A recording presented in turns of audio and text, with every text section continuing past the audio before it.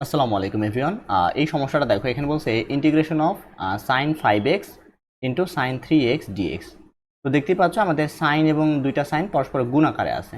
তো পরস্পর গুণ আকারে থাকলে কিন্তু আমরা ডিরেক্ট ফর্মুলাটা ইউজ করতে পারি না, কারণ এটা কোনো সূত্রের ফর্মেটে নাই। যদি পাশাপাশি যোগ বিয়োগ আকারে থাকতো তখন কিন্তু আমরা চাইলে ইন্টিগ্রেশন করে ফেলতে পারতাম কজের সাইনের সূত্রটা অ্যাপ্লাই করে। তাহলে এরকম অনেকগুলো অঙ্কই তোমরা দেখে থাকবা। তো এই অঙ্কগুলো তোমরা কীভাবে সমাধান করবে, এর জন্য তোমাদের 4টা সূত্র জানা লাগবে ত্রিকোণমিতি থেকে। আমি সূত্রগুলো যদি এখানে তোমাদের একটু লিখে দিই। 1 নম্বর সূত্র এরকম, যেমন করো আমাদের আছে 2 sin a cos b equal to কী হবে, ইকুয়াল টু হবে আমাদের, যদি sin a cos b থাকে তাহলে হবে sin a প্লাস b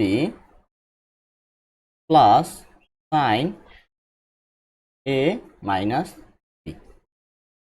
আবার যদি এরকম থাকে যে 2 cos a sin b,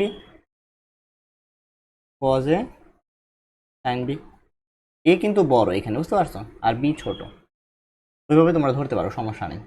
তাহলে এখানেও হবে কিন্তু সাইন এ প্লাস বি মাইনাস সাইন এ মাইনাস বি। যদি আমাদের দুটোই কজ হয়, suppose 2 cos a cos b, সেক্ষেত্রে আমাদের দুটোই কজ হবে, অর্থাৎ cos a plus B plus cos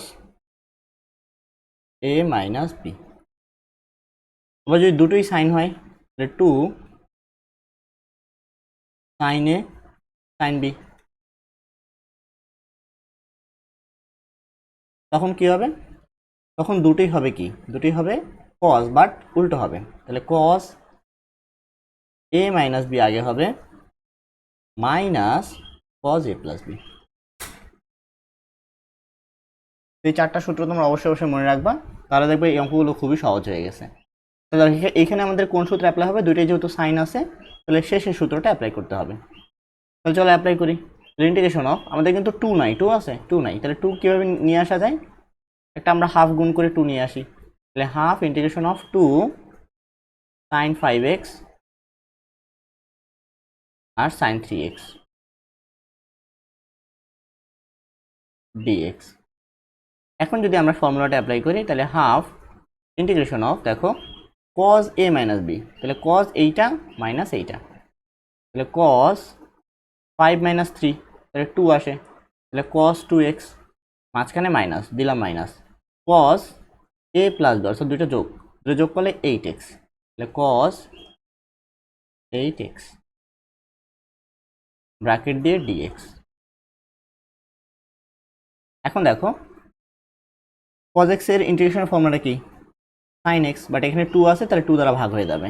হাফটাকে আমি আগে লিখে ফেলি, ব্র্যাকেট দিয়ে দিই, তাহলে 1/2 sin 2x, মাঝখানে minus 1/8 sin 8x plus C. এটাই আমাদের সঠিক উত্তর। এই 4টা সূত্র অবশ্যই অবশ্যই তোমাদের মুখস্থ করতে হবে, যদি এই যে দুটো সাইন সাইন বা সাইন কস বা কস সাইন যদি পরস্পর গুণ আকারে থাকে। ঠিক আছে।